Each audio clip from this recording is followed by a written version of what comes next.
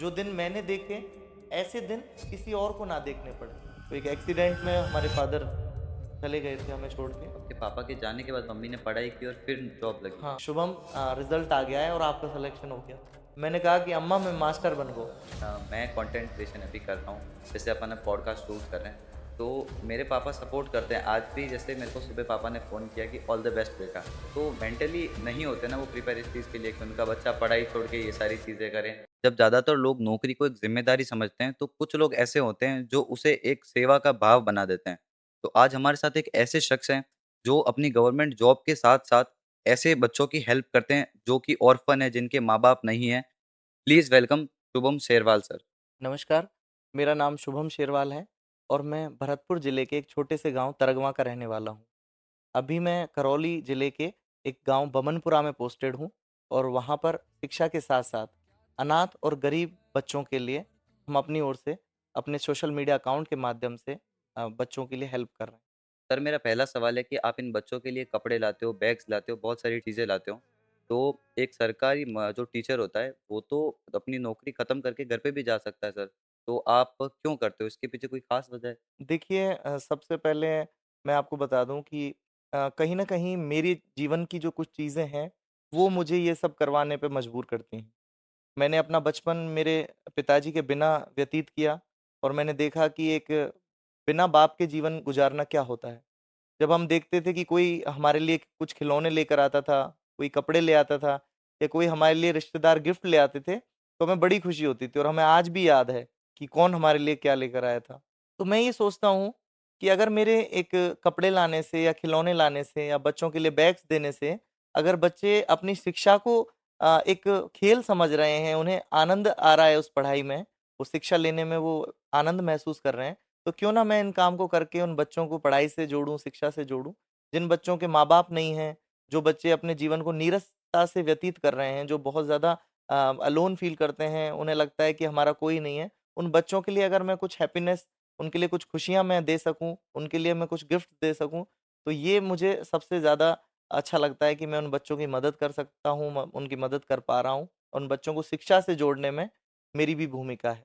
ये मुझे अच्छा लग रहा है। सर मैंने टीचर तो बहुत सारे देखे हैं और बहुत सारे गवर्नमेंट टीचर हम जितने भी देखते हैं सर अपनी डेली लाइफ़ में, वो सर डंडे के ज़ोर पे पढ़ाने में विश्वास रखते हैं, एकदम रूडली बिहेव करते हैं बच्चों से। तो सर आप इतने फ्रेंडली भाई की तरह कैसे रहते हो सर बच्चों से?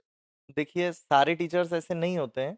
कई ऐसे शिक्षक भी हैं जो बहुत प्यार से बच्चों को अपना छोटा भाई समझ के, अपने बच्चे की तरह समझ के उन्हें पढ़ाते हैं और उन्हें आगे बढ़ाते हैं। कुछ टीचर्स ऐसे होते हैं जो बच्चों को डाँटने, फटकारने में विश्वास रखते हैं।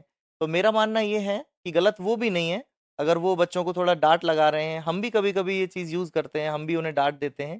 क्योंकि देखिए, जहाँ दोहा है कि भय बिन प्रीत ना होए।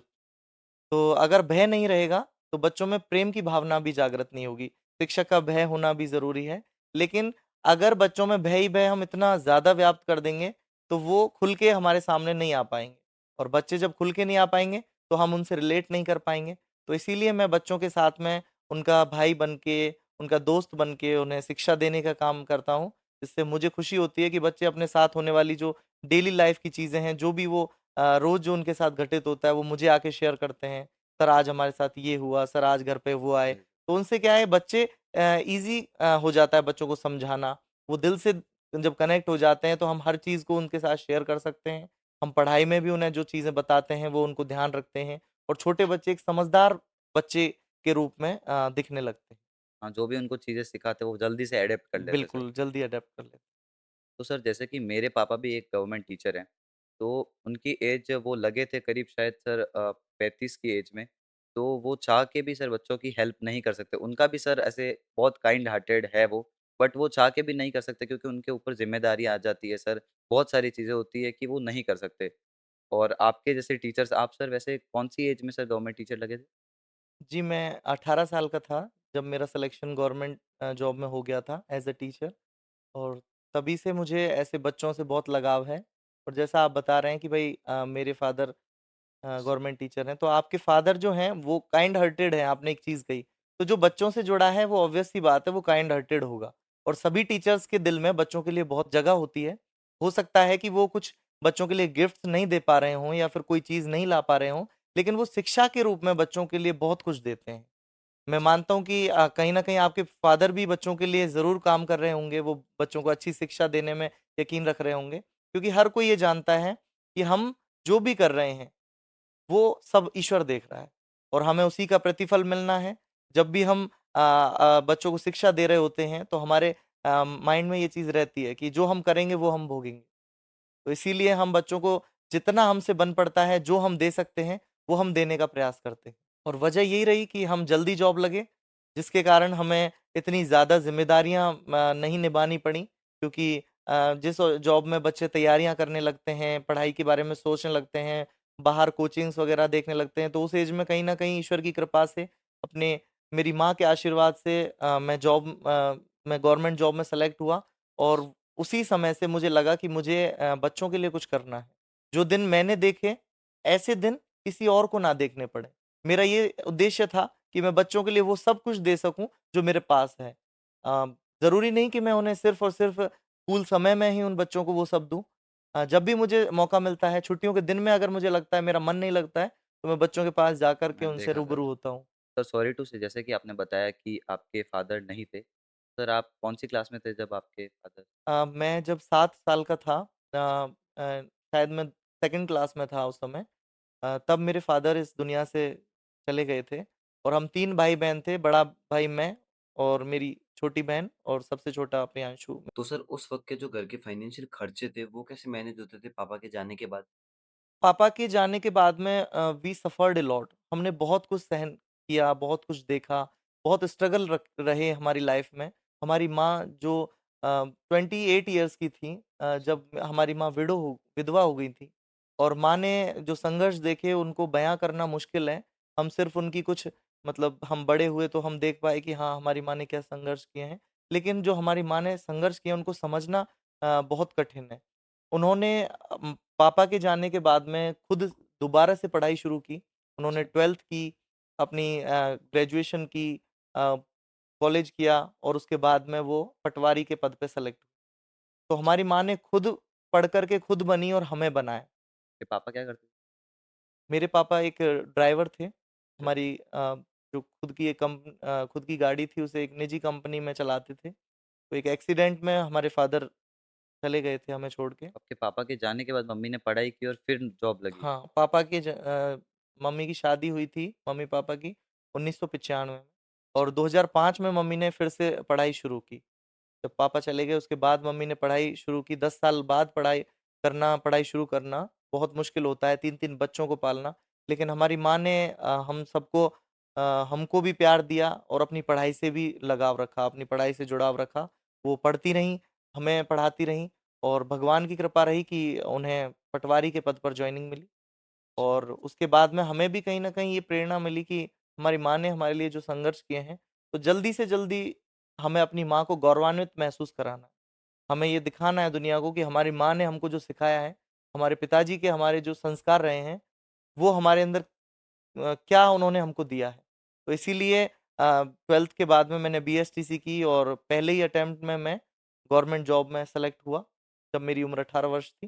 तो यही कारण रहा कि इतनी जल्दी जॉब लगी क्योंकि ये समझ आ गया था कि अगर अपनी माँ को रिलैक्स देना है, अपनी माँ को खुशी देनी है, उन्हें गर्व महसूस बिल्कुल सर। कराना है, तो मेरा गवर्नमेंट जॉब लगना बहुत ज़रूरी है। आपकी सिचुएशन भी वैसी थी। वैसे आजकल बहुत सारे बच्चे हैं जो 28-28 साल के हैं और अभी तक तैयारी कर रहे हैं सर, पर आपके ऊपर वो प्रेशर था तो आपने तैयारी की। बिल्कुल, वो प्रेशर था। मुझे पता था कि अगर मैं जॉब लग गया, तो मेरी माँ के लिए इससे ज़्यादा खुशी का पल कुछ नहीं होगा और अभी हम लोग जो भी करते हैं, हम जो ये कार्य करते हैं, हम वीडियोज़ डालते हैं, तो उसके माध्यम से हमारी माँ को जो दुआएँ मिलती हैं, वो खुश होती हैं। वो कमेंट्स पढ़ के सब लोग बोलते हैं कि आपके माँ-बाप को नमन है, आपकी माँ को सैल्यूट है। तो माँ उन कमेंट्स को पढ़ के ही भावुक हो जाती हैं और वो यही कहती हैं कि बेटा, ये देख कमेंट कितना अच्छा किया है। बहुत मतलब क्या हम मम्मा सराहना देखते हैं आपकी करती हैं। वीडियोज़? बिल्कुल, वीडियोज़ देखते हैं और कमेंट्स पढ़ते हैं मम्मा, सारे कमेंट्स पढ़ते हैं। कई बार रोने लग जाते हैं, कमेंट्स इतने अच्छे होते हैं। मुझे बहुत खुशी होती है कि जब माँ की आँखों में वो खुशी के आँसू देखता हूँ, तो ऐसा लगता है कि हाँ, आज मैं सच में एक नौकरी कर रहा हूँ। नौकरी तो 7 साल से ज़्यादा हो गए करते-करते, लेकिन आज जो महसूस कर रहा हूँ, पहले ये वीडियोज़ नहीं डालते थे। पहले हमारे पास ऐसे फ़ोन नहीं थे, संसाधन नहीं थे। दूसरा मैं घर से बाहर था। शुरुआत में बाड़मेर रहा, फिर उदयपुर रहा। फिर अभी मैं 1 साल से अपने घर के पास आया हूँ। तो अच्छा। मुझे ये लगता है कि पहले मैं ये सब चीज़ें नहीं कर पा रहा था, हालाँकि कार्य हमने वहाँ भी किया, वहाँ भी बच्चों के लिए जो हमसे बन पड़ा वो हमने किया। लेकिन अभी जब से ये वीडियोज़ डलने लगे हैं, लोग हमें जानने लगे हैं, तब से ये चीज़ें बहुत अच्छी हो रही हैं, बच्चों के लिए भी काफ़ी हेल्प मिल रही है।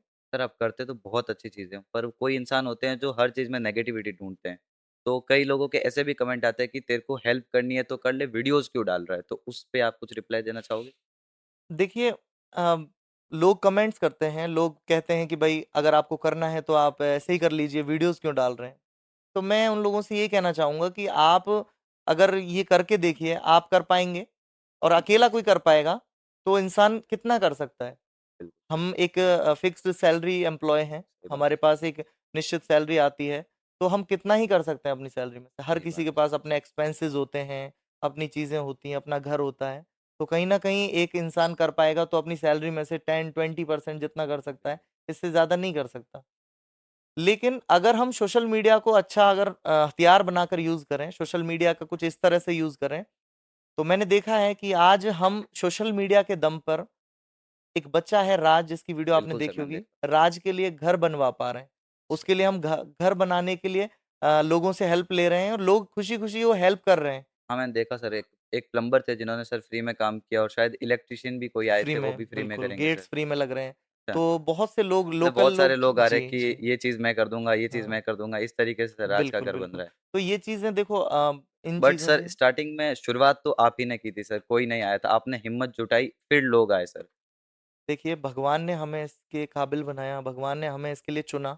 वीडियोज़ तो हम पहले भी डाल रहे थे, लेकिन वो वायरल नहीं हो रही थी।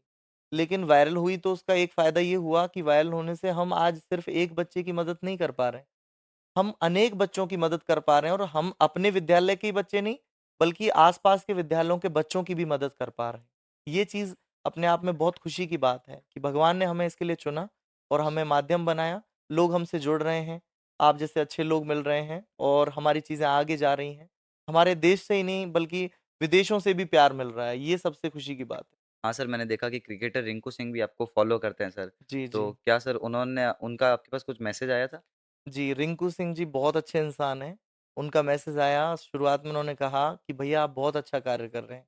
तो सबसे पहले तो मुझे यकीन नहीं हुआ कि क्रिकेटर रिंकू सिंह मुझे बिल्कुल सर, मैसेज कर सपना रहे हैं। होता है लोगों का सर। जी, क्योंकि इतने बड़े लेवल पे हम नहीं थे और जब किसी इतने बड़े इंसान का जो देश को रिप्रेज़ेंट कर रहे हैं, इतने हमारे देश के लिए खेल रहे हैं, उनका मैसेज आना अपने आप में बड़ी खुशी की बात थी। उन्होंने मैसेज किया और फ़ॉलो भी वो कर कि उन्होंने फ़ॉलो किया, तो ये बहुत खुशी की बात रही और उनसे बात होती रहती है, उनका प्यार, उनका दुलार मिलता रहता है।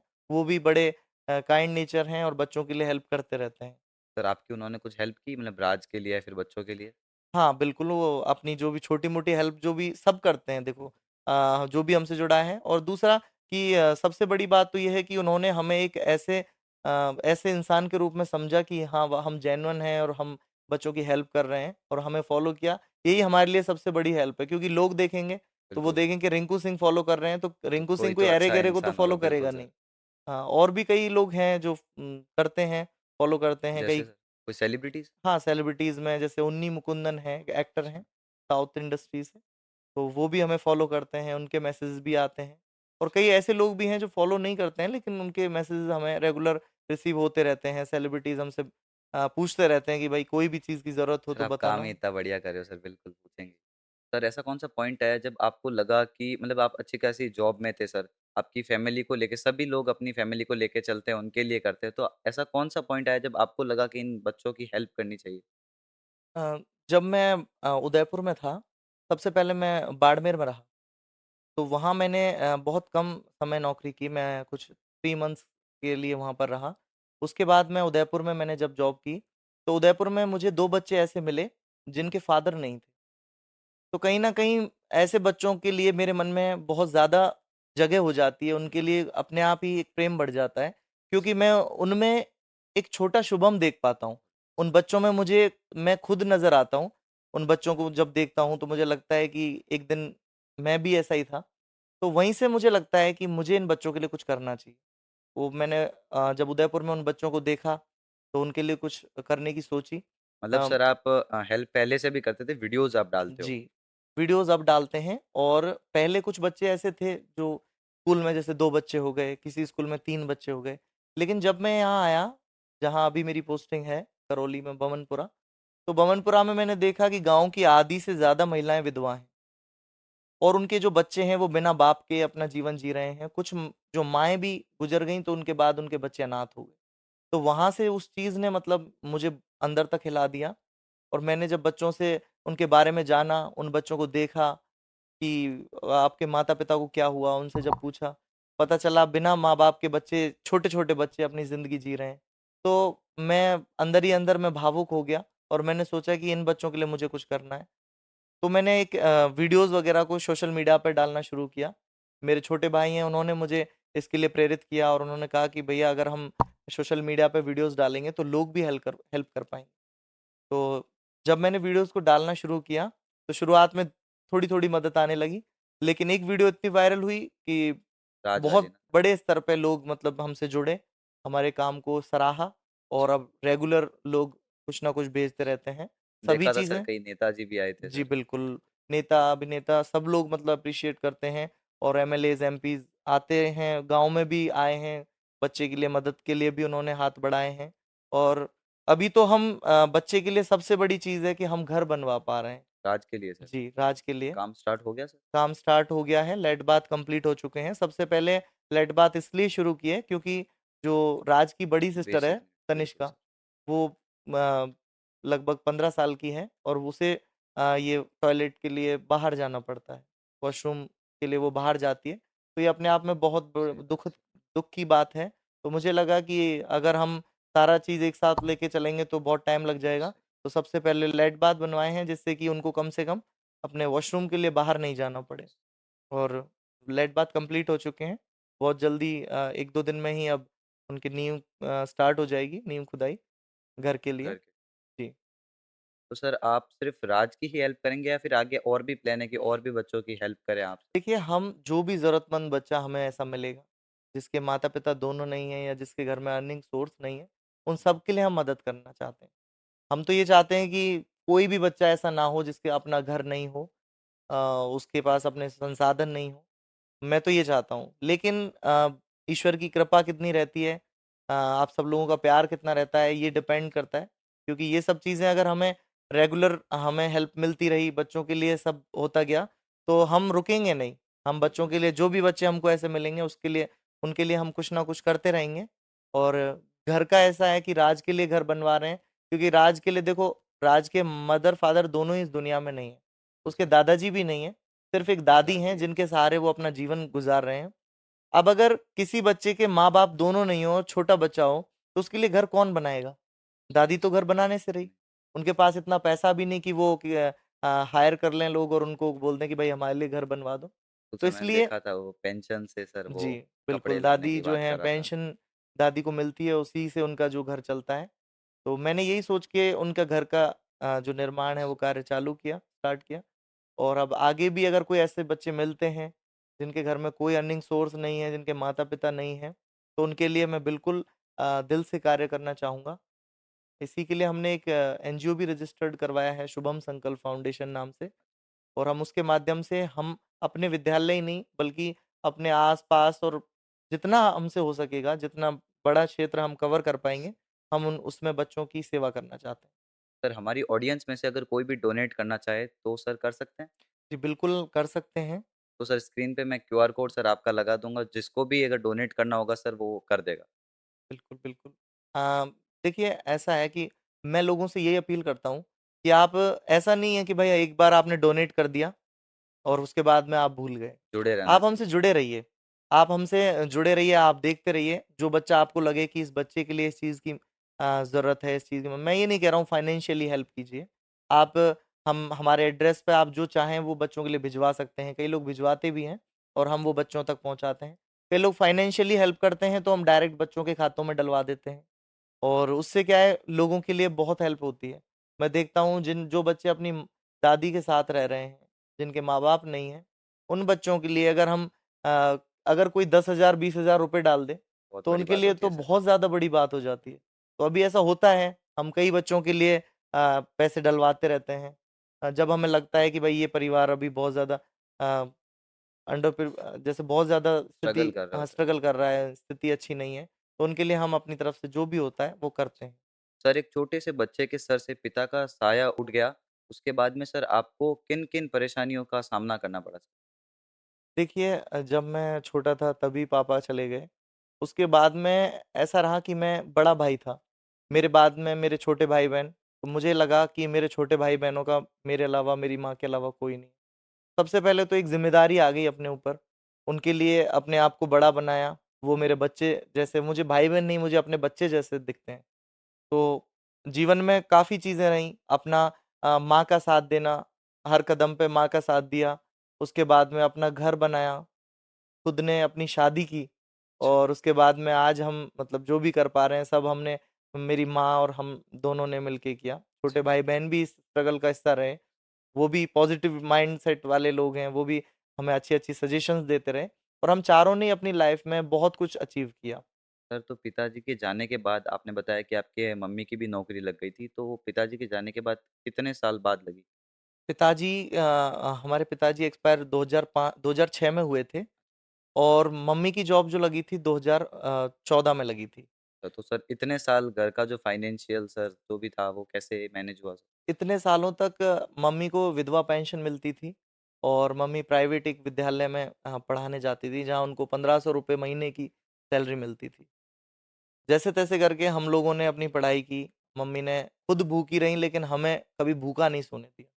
हमें जब भी ये चीज़ें याद आती हैं, तो हम लोग बहुत भावुक हो जाते हैं।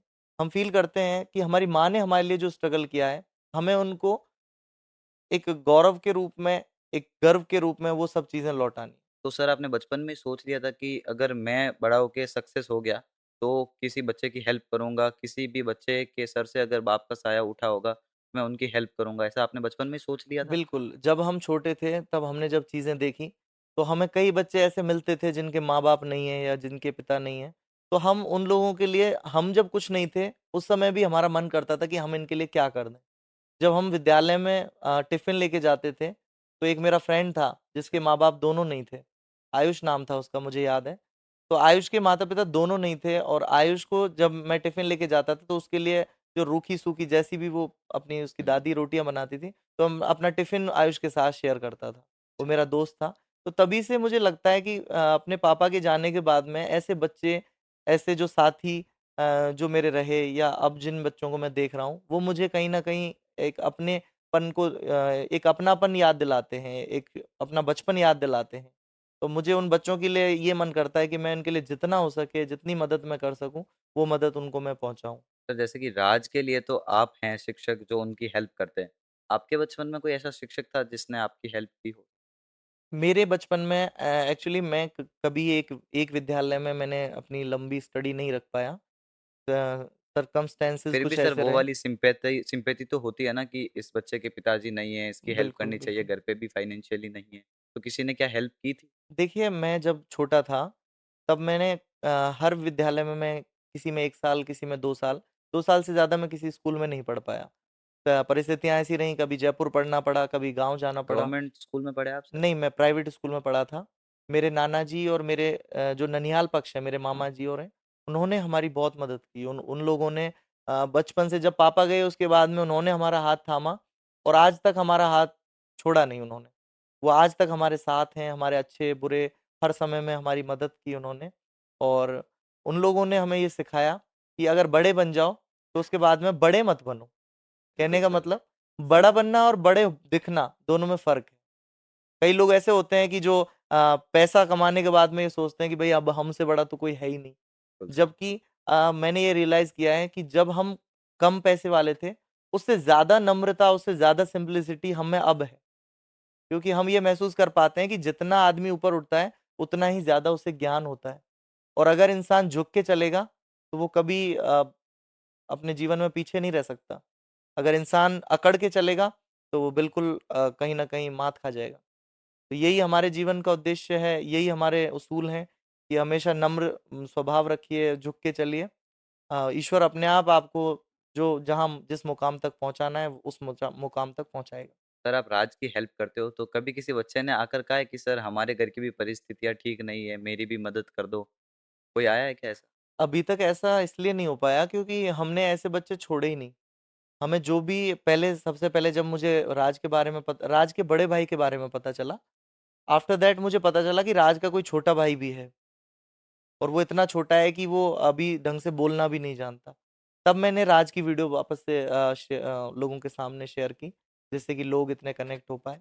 मन में एक ही भाव रहता था कि बच्चों की ऐसी वीडियो बने जो लोगों के दिल को कनेक्ट करे, उनके दिल पे जाके लगे और बच्चों के लिए कुछ मदद आए। सिर्फ़ ये उद्देश्य रहता था। इस वीडियो को बनाने के लिए कभी मुझे विद्यालय से रुकना भी पड़ता, कभी विद्यालय पहले भी जाना पड़ता। सर मैं देखता हूँ सर आप बच्चों को लेने भी जाते हो उनके घर पे सर। बिल्कुल, बिल्कुल। तो मैं सर बच्चे स्कूल गुस्सा नहीं होते कि मेरे को तो नहीं जाना था स्कूल फिर भी मास्टर जी लेने आ गए? देखिए, पहले ऐसा होता था, बच्चे बहुत ज़्यादा मचल जाते थे, रास्ते में लोट-पीट हो गए, कोई बिल्कुल नहीं जा रहा है, कोई मम्मी के पल्लू से लिपट गया। लेकिन जब हम रेगुलर वे में उनके पास जाने लगे, तब बच्चे समझ गए कि जाना तो पड़ेगा और हमने यही चीज़ें बच्चों को अब सिखा दी हैं कि बेटा अगर आप छुट्टी कर रहे हो, आप बहुत कुछ गँवा रहे हो। अब बच्चे अपने आप से ही आते हैं? अब बच्चे अपने आप से आते हैं। बच्चों को खुशी होती है आने में, क्योंकि बच्चों को कभी कुछ मिलता है, कभी कुछ मिलता है। बच्चों में एक ये भी चीज़ें रहती हैं कि आज पता नहीं क्या मिल जाएगा। आपके पीरियड का सर वेट करते होंगे वो बच्चे मुझे लगता है ऐसा। हाँ, मतलब मुझे जब मैं अपने स्कूल में रहता हूँ, तो मुझे भी ये लगता है कि मैं कब छोटी क्लासेस में जाऊँ। जब मैं बड़ी क्लासेस में रहता हूँ, तो छोटे बच्चे भाग के अपनी क्लास से और मुझे बुलाने आते हैं, "सर हमारी क्लास में चलो।" तो मैं कहता हूँ, "भाई मेरा पीरियड अभी बाद में है, अभी कैसे चलूँ?" कि "नहीं सर चलो।" तो बच्चों का प्यार है, जिससे कि वो कनेक्ट कर पा रहे हैं, वो हमें बुला रहे हैं और जब मैं क्लास में जाता हूँ, तो एक पैर छूना अलग बात हो वो जाती है, लिपट भी जाते हैं वो सर ढोक बच्चे। देते हैं। जैसे मंदिर में जैसे ढोक देते हैं और ऐसा नहीं है कि भाई मैंने उनको ये कहा है कि आपको इस तरीके से ढोक देना है। सर वो तो रिस्पेक्ट आ जाती है सर, आप जिस तरीके से उन बच्चों की हेल्प करते हो सर वो ऑटोमैटिकली रिस्पेक्ट आ जाती है। बिल्कुल, उनका प्यार है, बहुत ज़्यादा प्यार है। कई बच्चे लिपट जाते हैं, लिपट जाते कई ढोक देते हैं, मैं बोलता हूँ ठीक है आशीर्वाद है, सब खड़े हो जाओ। मैं वीडियोज़ भी दिखाऊँगा आपको। तो बच्चे एक के ऊपर एक ढोक देने लग जाते हैं। सर तो कभी आपने किसी बच्चे को सर पीटा है?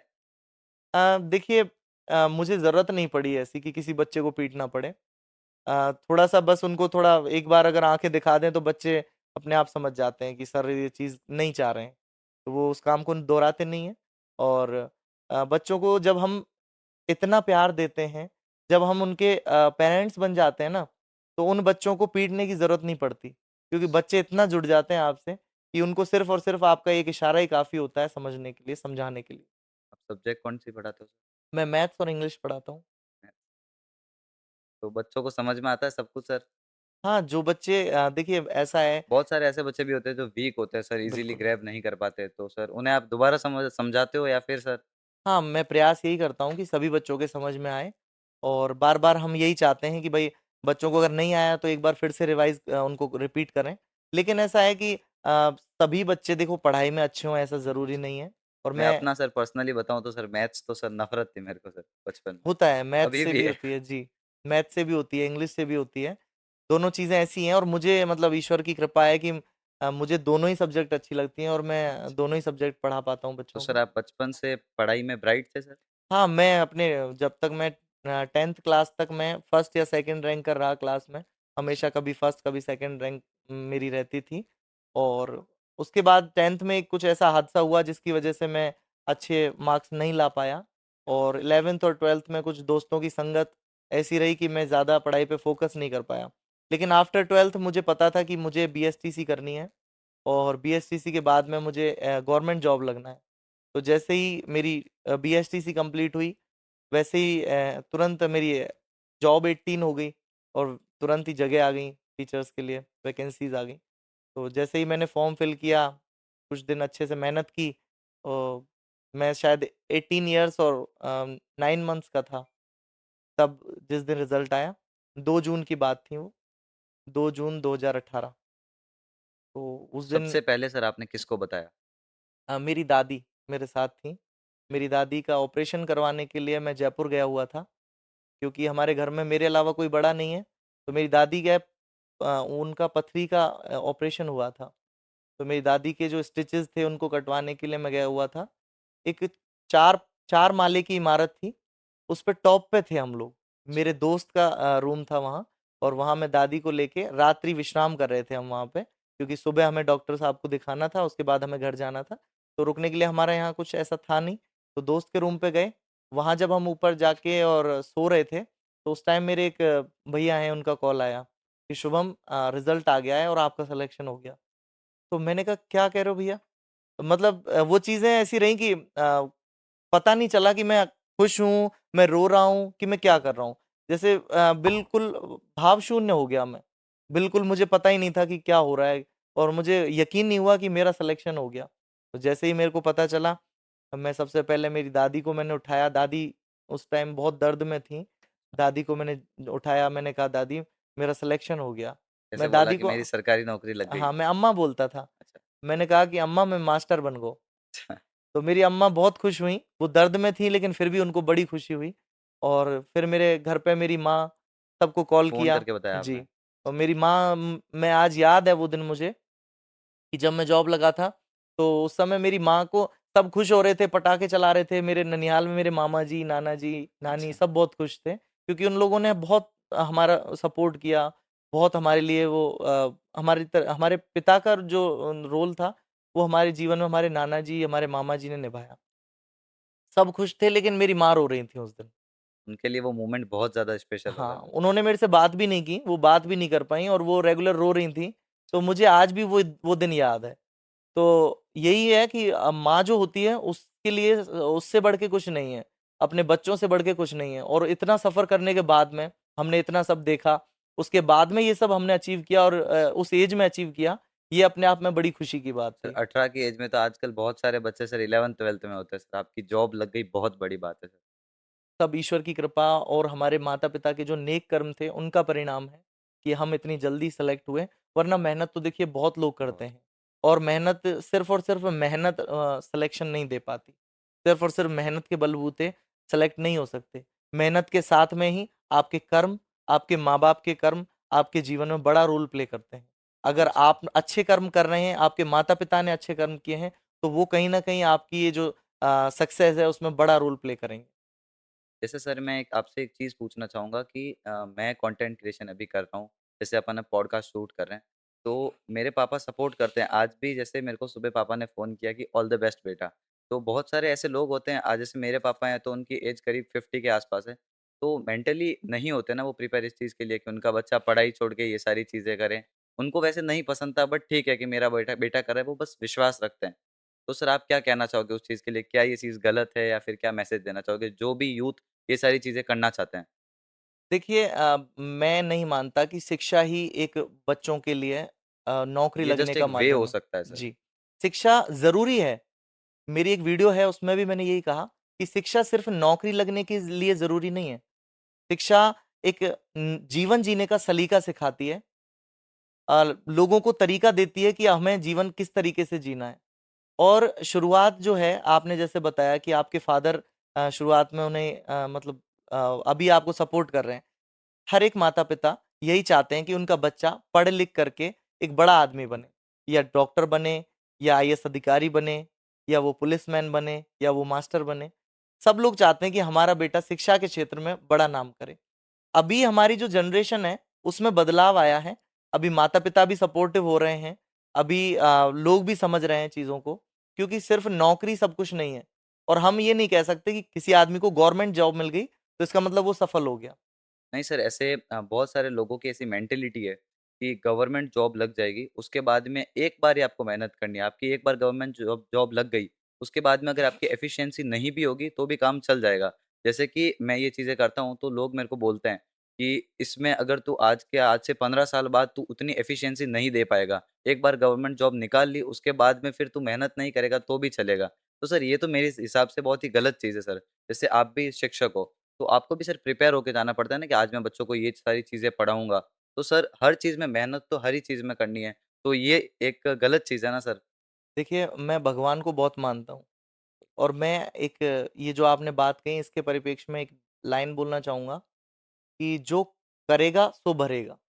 मैं मानता हूँ कि एक बार गवर्नमेंट जॉब लग गई, उसके बाद में इंसान अपनी लाइफ़ को स्मूथली जी सकता है, और अगर वो बहुत ज़्यादा हाथ-पैर ना मारे तो भी उसका काम चल जाएगा। चल लेकिन कहीं न कहीं वो अगर अपने कर्म से तो लोगों कामचोरी की कर रहा है। मेंटालिटी क्या होती है कि एक बार गवर्नमेंट जॉब लग गई, उसके बाद में तुम काम ना भी करो तो भी चलेगा, नहीं स्कूल में जाके एक साइन कर दिया, उसके बाद में भी आपकी सैलरी आ जाएगी। तो वो मेंटालिटी सर एक तरीके से मेरे को खराब लगती है। अगर कोई इंसान स्कूल में जाके साइन कर रहा है और वो बच्चों को पढ़ा नहीं रहा है, तो उसके लिए भगवान ने प्लान बी चुन रखा है ना। बिल्कुल, उसके घर पे वो चीज़ें अपने उसके बच्चों में दिखेंगी। अगर वो दूसरों के बच्चों को नहीं पढ़ाएगा, तो कहीं न कहीं उसके बच्चे भी नहीं पढ़ पाएँगे। तो भगवान देखता है, अगर हम अपना 100% देंगे, तो हमें अपने बच्चों के ऊपर ध्यान देने की ज़रूरत नहीं है। हम लोग कम ध्यान देंगे, तो भी वो लोग सफल होंगे। हम अपने सिर्फ़ और सिर्फ़ हमें अपने कर्म पे ध्यान देना है। अगर हम अपना कर्म अच्छे से करेंगे, तो हमारे बच्चे जो हैं, वो निश्चित रूप से सफल होंगे। और आपके अगर आसपास भी ऐसे कोई लोग हैं जो बिल्कुल, इस तरीके से विश्वास रखते हैं कि जी बिल्कुल, मेरी नज़र में हैं कई लोग। मेरे कुछ ऐसे मित्र हैं, जिनके पेरेंट्स और उनके ग्रैंड पेरेंट्स, जो उन्होंने काम किया उसके आधार पे आज मैं उनको देख सकता हूँ, मेरे फ्रेंड्स को देख सकता हूँ। कई लोग ऐसे हैं जिनके माता-पिता, जिनके दादा-दादी ने अच्छे कर्म किए।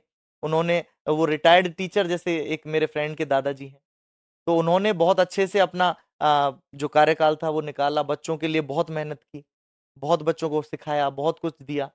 तो आज उनके जो ग्रैंड पेरेंट्स जो ग्रैंडसन है, मेरा जो फ्रेंड है, वो आज आईएएस अधिकारी है। तो मैं भी आपसे पूछना चाहता हूँ कि जैसे आपकी गवर्नमेंट जॉब लग गई, आप टीचर बन गए। उसके बाद में आपने कभी सोचा नहीं कि मुझे और आगे तैयारी करनी चाहिए जैसे आरएस की वगैरह?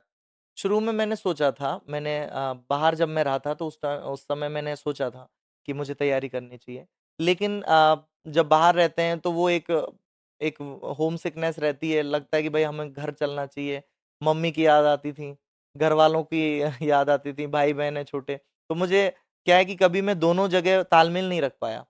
अपनी बुक्स वगैरह कई बार सोचा वहाँ से इधर लेता, यहाँ से इधर लेता, लेकिन ये ज़्यादा लंबा नहीं चला और फिर मैं धीरे-धीरे करके मैंने अ, छोड़ दिया। अभी अच्छा। जब मैं पिछले अब आप साल सैटिस्फाइड हो सर अपनी जॉब से कि हाँ, ठीक है मुझे और आगे कुछ करने की ज़रूरत नहीं? मैं सैटिस्फाइड इसलिए हूँ, क्योंकि मुझे जब वो मासूम दिखते हैं ना, जिनके बिल्कुल, चेहरे पे मैं इतनी स्माइल दे पा रहा हूँ और मैं उनसे जुड़ पा रहा हूँ, तो अगर मैं कहीं न कहीं मैं अगर लेक्चरर की तैयारी करूँ, भगवान की कृपा से मैं अपनी मेहनत से अगर लेक्चरर बन जाऊँ, तो मैं फिर उन बच्चों के लिए क्या कर पाऊँगा? मैं उन बच्चों का साथ बच्चों को नहीं देख पाऊँगा, उन बच्चों को नहीं पढ़ा पाऊँगा। तो मुझे ये लगता है कि ईश्वर ने शायद मुझे 3rd ग्रेड शिक्षक के लिए ही बनाया था और आज मुझे अच्छा लग रहा है कि मैं ऐसे बच्चों के लिए कुछ कर पा रहा हूँ, जो अपने माता-पिता के जाने के बाद में अपना जीवन बड़े दुविधा में, बड़े दुखों के साथ व्यतीत कर रहे थे। सर अभी तो हम देख सकते हैं कि आपकी एज बहुत कम है, तो आपने ऐसा कुछ सोच रखा है आगे कि आगे जाकर मेरे कुछ बहुत बड़े प्लान्स हैं इन ऐसे बच्चों को लेकर या फिर कुछ ऐसा? हाँ, देखिए सोचा तो बहुत कुछ है, प्लान तो बहुत ज़्यादा हैं, बहुत चीज़ें सोच रखी हैं। लेकिन मैं ये मानता हूँ कि अगर हमने अभी से अपने प्लान ज़्यादा उजागर कर दिए, तो कहीं न कहीं वो शायद हम एग्ज़ीक्यूट नहीं कर पाएँ। तो इसलिए वो प्लान्स अगर भगवान ने चाहा हम और आप जुड़े रहें, तो आप भी देखेंगे जो हम आगे करना चाहते हैं और भगवान ने अगर हमें इस लाइन में बनाए रखा, ये काम हम करते रहें, तो हम बच्चों के लिए बहुत कुछ करना चाहते हैं।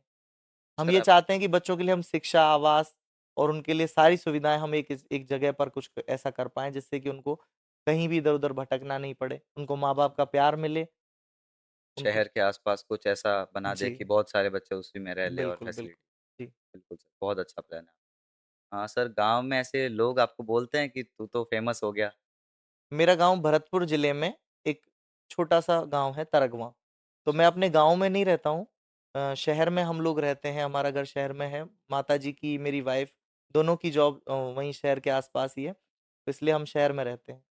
तो जब मैं गाँव जाता हूँ तो कुछ लोग हैं जो मेरे सपोर्टर्स हैं, मेरे चाहने वाले हैं, वो लोग बोलते हैं कि भाई बहुत अच्छा कार्य कर रहे हो, बहुत फ़ेम मिल रहा है, सब कुछ है, अच्छा लगता है। कई लोग ऐसे भी हैं जो बिल्कुल बात नहीं करते हैं इस बारे में, लेकिन वो भी नेचुरल है, क्योंकि देखो फ़ेम के साथ में हेट तो बिल्कुल आना सर, आता ही स्वाभाविक है। सा है। जी। सर शहर में जैसे वो आप रहते हो तो घर आपने खुद बनवाया? जी, बिल्कुल, हमने खुद ने घर बनाया, मैं और मेरा छोटा भाई। हम अच्छा, लोगों की मतलब शुरुआत में हमें ये तक नहीं पता था कि सीमेंट का एक जो कट्टा आता है या फिर एक ब्रिक जो आती है ईंट, वो क्या कॉस्ट होती है। हमें कभी कुछ भी नहीं सोचा ही पता नहीं था। होगा उस बारे कभी में सोचा आपने। नहीं था कि हमें ये सब चीज़ें खुद को करनी होंगी, पापा के बिना जीवन जीना पड़ेगा। लेकिन जब करने लगे तो अच्छे लोगों का साथ मिला। हमारे मामा जी, हमारे नाना जी हमारे साथ बने रहे, उनसे पूछते रहे चीज़ों को और हमने मतलब जैसे-तैसे करके बहुत प्यारा-सा छोटा-सा घर बनाया। सर आपके मम्मी, वाइफ़ आपको एप्रिशिएट करते हैं आप जो काम करते हो उसके लिए? बिल्कुल, बिल्कुल। मेरी मम्मी बहुत एप्रिशिएट करती हैं। मेरी वाइफ़ भी बहुत एप्रिशिएट करती हैं। उन्हें भी बहुत खुशी मिलती है। तो कहीं न कहीं उनका भी एक सपना था। मेरी माँ का, मेरी वाइफ़ का एक सपना था। मेरी माँ मैं याद कर रहा हूँ अ, मेरी माँ जब पढ़ती थीं, तो वो मदर टेरेसा को अपना आइडल मानती थी। और वो सोचती थी कि मुझे भी दीन दुखियों के लिए कुछ करना है।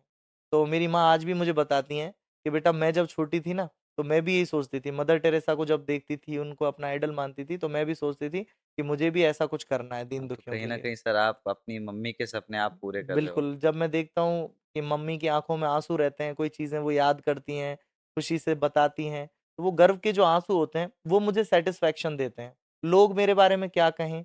लोग कहें कि भाई वीडियोज़ बना रहा है फ़ेम के लिए, सर है ना? उनको तो आप ध्यान ही क्यों देते हो सर? जो नेगेटिव ध्यान इंसान है नहीं वो हर देते। चीज़ में नेगेटिविटी ढूँढेगा। बिल्कुल, ठीक है, ले तो ले फिर आपके मैंने उसको भाई के फ़ोन लिए लगा आप पिता के समान हो। हाँ, देखो मैंने तो ये हमेशा से ही है कि ये मेरे को लगता ही नहीं है ऐसा कि भाई मेरा भाई है और इसको भी ये चीज़ें पता है कि मतलब ये मेरे को जैसे एक दिन में अगर ऐसा है ये कहीं जाता है, कई बार जैसे शूट के लिए दिल्ली जाता है, कई बार जयपुर आता है या कहीं और भी बैंगलोर वगैरह कहीं ऐसे जाना पड़ जाए, तो मेरे को जब तक तसल्ली नहीं आती कि जब तक मैं इसे 3-4 बार पूछ नहीं लूँ, पहुँच गया, कहाँ है, कैसे है, किसके साथ है? तो वो चीज़ें यही हैं कि भाई बचपन से इसको एक बच्चे की तरह देखा है। और कहीं न कहीं मैंने तो अपने पिताजी को बहुत जाना है, बहुत समझा देखा है, लेकिन ये 1 साल के थे, जब फ़ादर गए, तो इन्होंने तो सिर्फ़ एक फ़ोटो में देखा है कि हमारे पापा ऐसे इनको तो दिखते थे। याद भी नहीं हाँ, होगा। तो मैं मतलब जब भी मैंने चीज़ें देखी हैं, इनके एक एक ऐसा कुछ था उस टाइम पे, एक ब्लड में इन्फेक्शन था, उसकी वज़ह से दिल्ली जाना पड़ा, मथुरा जाना पड़ा, बहुत सारी जगह दिखाने जाना पड़ा, तो फ़ील करता था, तब इसको पकड़ के ले जाता, मैं भी बच्चा था उस टाइम। मैं 18, 17, 16 साल का था, तब से मैं प्रिंस को लेके जैसे ये छोटा था 10 साल का, 9 साल का तब से। तो तब से मैं इसको पकड़ के ले जाता, कई बार मैं सोचता चलते-चलते, भाग-दौड़ भरी ज़िंदगी, इधर से गाड़ियाँ जा रही हैं, इधर से ये हो रहा है। सब कुछ इतना हाई मतलब उसमें और बहुत स्लोली-स्लोली मुझे चीज़ें दिखती हैं कि मैं प्रिंस मेरा हाथ पकड़े हुए और हम दोनों भाई जा रहे हैं कि उस डॉक्टर के पास उसका पता देख रहे हैं। आए थे मौसा जी फिर हमने बताया कि इस एड्रेस पे हम पहुँच गए, आप यहाँ आ जाना हमको लेने, हमारे मौसा जी आए थे। लेकिन उस टाइम से ही मतलब मैं देखता हूँ कि मतलब कहीं न कहीं ऐसा लगता है कि इसको जब पापा को नहीं देखा इसने और इसने जब पापा का प्यार महसूस नहीं किया, तो मैं ऐसी चीज़ इसको कोई कमी नहीं रहने दूँ कि ये पापा ये महसूस करे कि आज पापा होते तो मेरे लिए ये चीज़ होती, आज वो नहीं है। तो मैंने चीज़ें देखी लेकिन इसको नहीं देखनी पड़े। मेरा बस यही सपना है कि मेरे अपनों के लिए मैं ऐसा कुछ करूँ कि उनको बस ये नहीं हो कि यार आज हमारे पापा होते तो ये होता। सर मम्मी आपके के लिए पापा भी के साथ कुछ ऐसी मेमोरीज़ हैं सर आपको अभी भी याद है वो? पापा के साथ में बहुत मेमोरीज़ हैं और नहीं बता सकता। मतलब पापा का ऐसा है ना कि हम वर्ड भी नहीं मतलब हम सिर्फ पापा अगर बोल दें और हम एक बार चले जाएँ, पापा वर्ड बहुत नॉर्मल है, सब कोई बोल सकते हैं। आप बोल दोगे पापा, ये बोल देंगे पापा, कोई बोल देगा। लेकिन अगर जैसे हम पापा बोल के हम अपने फादर को याद कर लें ना, तो हम कुछ नहीं बोल सकते। थैंक हाँ, उन इतना मतलब वो था उनका ग्रेस, ऑरा था इतना, उस टाइम पे भी। जब कुछ नहीं था, फ़ोन नहीं था, कुछ नहीं था उस टाइम पे भी बहुत बहुत कुछ था, बहुत कमाया पापा ने। आज मैं जितना बड़ा हूँ, इतने बड़े थे मेरे पापा जब चले गए इस दुनिया से।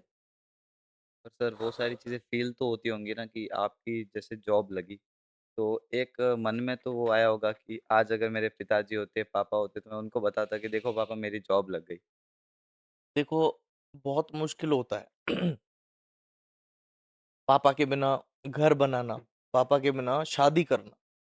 ये मतलब बहुत बड़े-बड़े मोमेंट्स हैं अपनी लाइफ़ के और ऐसे मोमेंट्स हैं कि जो इंसान सोच भी नहीं सकता कि बिना पापा के ये चीज़ें हो जाएँगी।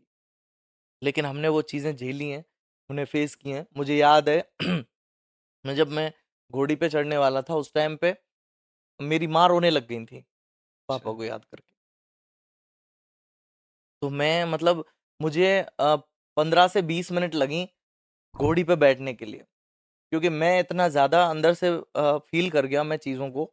मुझे पापा की इतनी याद आ गई कि मैं 15 से 20 मिनट तक मैं कुछ नहीं कर पाया। मैं बस मैंने रुमाल लिया, मैंने अपनी आँखों पे लगाया और मैं कंटीन्यूअसली मतलब बस चुप रहा, मैं किसी को कुछ नहीं बोल पाया। ये चीज़ें रहीं मेरे साथ। तो पापा का होना अपने आप में किसी वरदान से कम नहीं है। एक अगर आपके पास में एक पापा का साया है तो आपके पास सब कुछ है। आप कुछ भी कर सकते हो। आप लाइफ में बिल्कुल आप कोई ताकत नहीं दुनिया की जो आपको रोक सके। फिर ये एक फादर का वजूद होता है। वो एक होता है कि मैं कुछ भी कर लूँगा, पापा हैं पीछे सँभाल बिल्कुल। लेंगे। और हमें वो हर जगह पे हमें पापा की कमी फ़ील हुई।